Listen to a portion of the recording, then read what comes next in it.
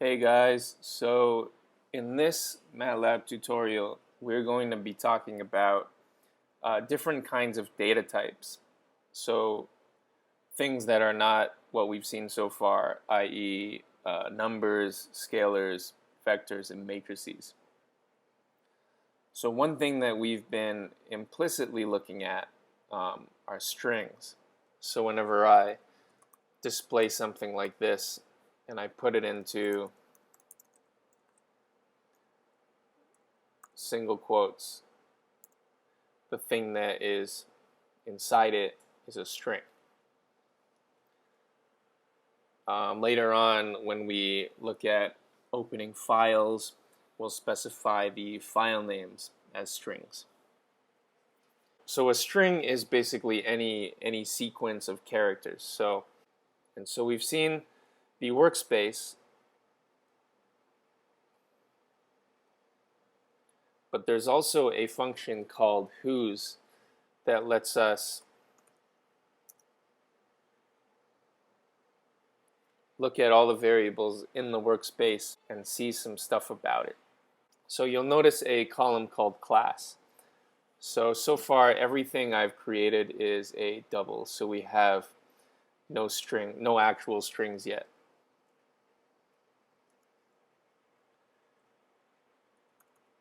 If I use the class function and I look at an actual string, let's just use the IFoundIt string again, you'll see that it returns car.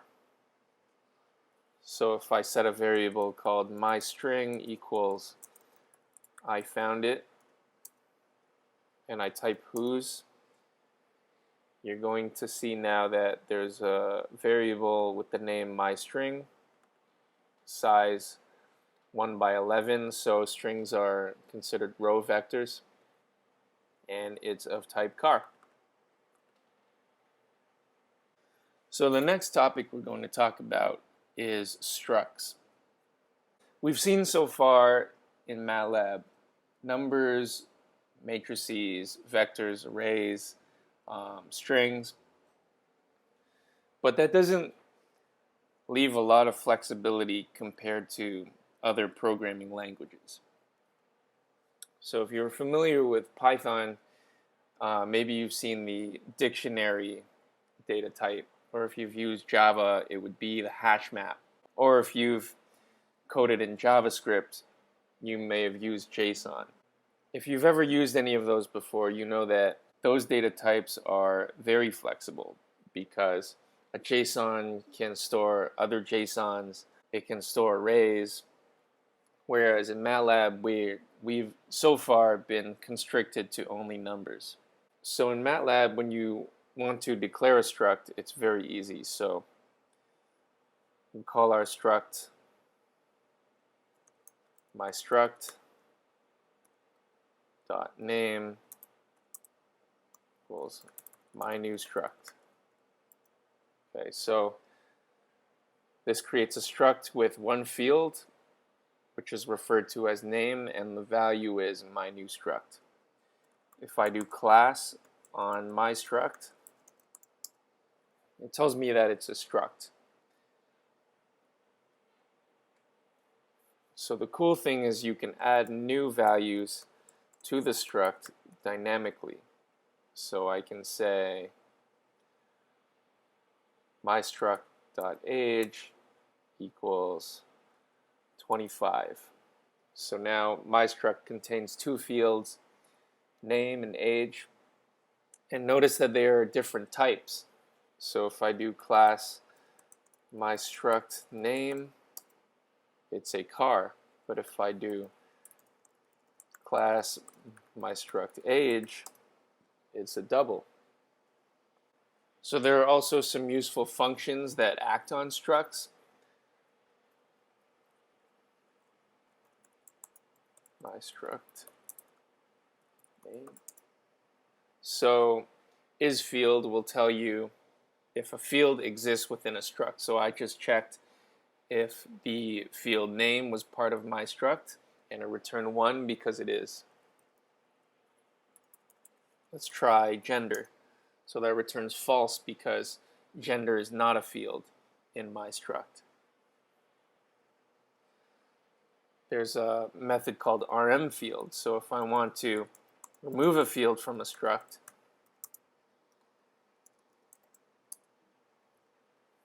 I spelled it wrong. Okay. So now my struct only contains the field name because I removed the aid field. There's a function called setField. So you might want to use this if, for example,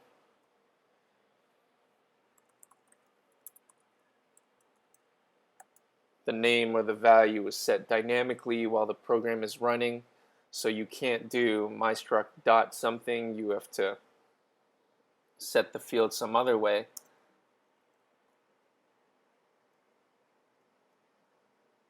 And I spelled field wrong again. So now you can see I've added a field called gender with the value f. So the other thing I talked about is that a struct can actually contain a struct. So suppose I want to add a new field to my struct called contact, and I want to give a phone number to my contact. 2, 3, 4, 5, 6, 7, 8, 9, 0. So I've set the phone number on this struct, and so you can see when the struct prints out now, the contact field is just a struct, but it doesn't print what's inside. And so now, since contact is a struct, I can set other fields as well. Okay. So my struct now contains the contact field as a struct,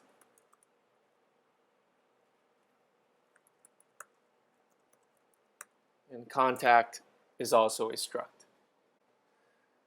So the last thing about structs that I want to mention is an alternative way to initialize a struct.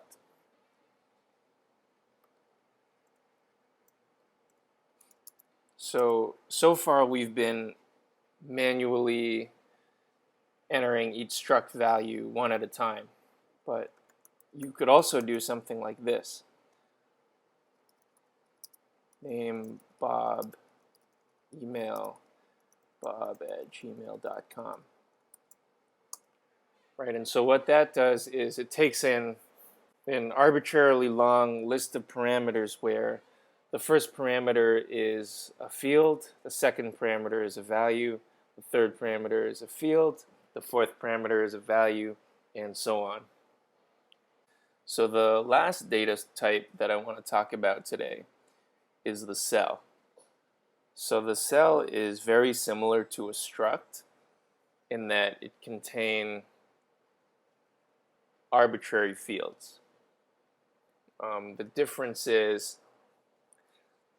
you might see a cell as more of like an array that can hold indices other than just numbers, versus you might see a struct as more of an object that contains information about some type of thing, and then a cell might be, like an array of those things. So the cell syntax is very similar to the Matlab matrix and array syntax. Okay, so to initialize our cell, we're going to use curly braces. We're going to set the field 1. Doesn't have to be an integer. We're going to set it to the value hello world. Okay. So now if I print out my cell, simply contains hello world. Okay, so now I'm going to set another field. I'm just going to call it A, and it's going to be a matrix. Okay. So now I have two keys and two values for myself.